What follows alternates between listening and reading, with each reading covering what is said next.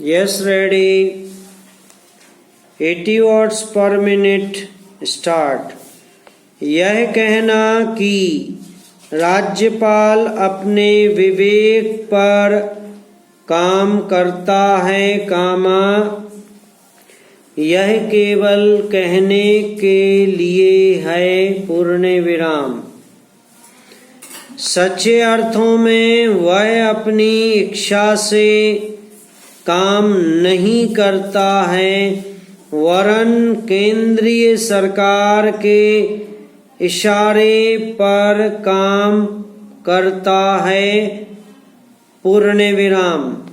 इस बात के उदाहरण हैं जबकि राज्यपालों ने संविधान के नियमों के विरुद्ध काम किया और बहुमत होते हुए भी राज्य में राष्ट्रपति शासन लागू करवाया, पूर्ण विराम।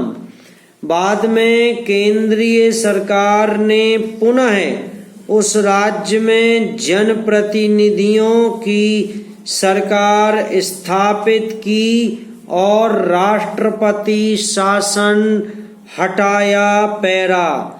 महोदय, इसी सदन में पिछले सप्ताह 2 राज्यों में राज्यपालों की रिपोर्ट पर बहस हुई थी। एक राज्य में राष्ट्रपति शासन लागू करने के लिए और दूसरी जगह राष्ट्रपति का शासन बढ़ाने के लिए सरकार ने प्रस्ताव किया था। इसलिए मेरा यह स्पष्ट मत है कि राज्यपाल अपने आप रिपोर्ट नहीं भेजते हैं। केंद्र सरकार उन्हें निर्देश देती है कि इस तरह की रिपोर्ट भेजो, पैरा।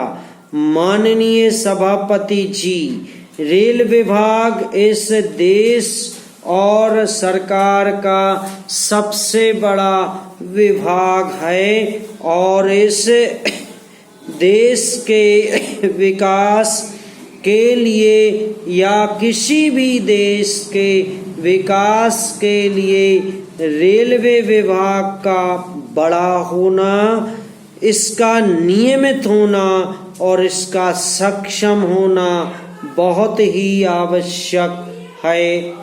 लेकिन महोदय, इस देश में लोगों की यह धारणा है कि रेलवे विभाग तो बड़ा विभाग जरूर है, किंतु इससे ज्यादा लापरवाही करने वाला विभाग सरकार का कोई और नहीं है, पैरा।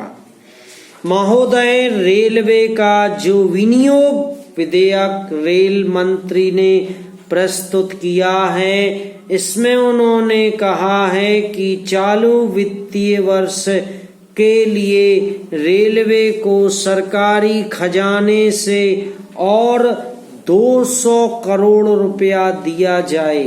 महोदय, यह खर्चा जिसके लिए यह बिल लाया गया है, वर्तमान रेल मंत्री जी के समय का नहीं है और ना ही मौजूदा सरकार के समय का है, बल्कि यह 4 वर्ष पूर्व का है और मैं समझता हूँ कि उस समय से अब तक इस देश में 3 सरकारें बदल चुकी हैं और यह 4थी सरकार है।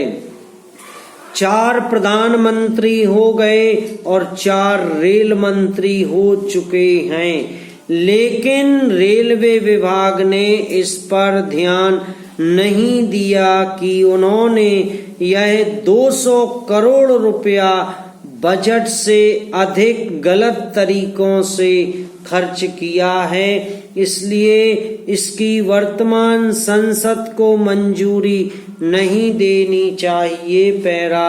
महोदय, इस संबंध में मेरा निवेदन है कि विभाग द्वारा किए गए इस खर्चे के बारे में पब्लिक अकाउंट्स कमेटी की 19वीं रिपोर्ट लोकसभा में प्रस्तुत करने के बाद ही रेल मंत्री जी को इसके बारे में पता चला होगा।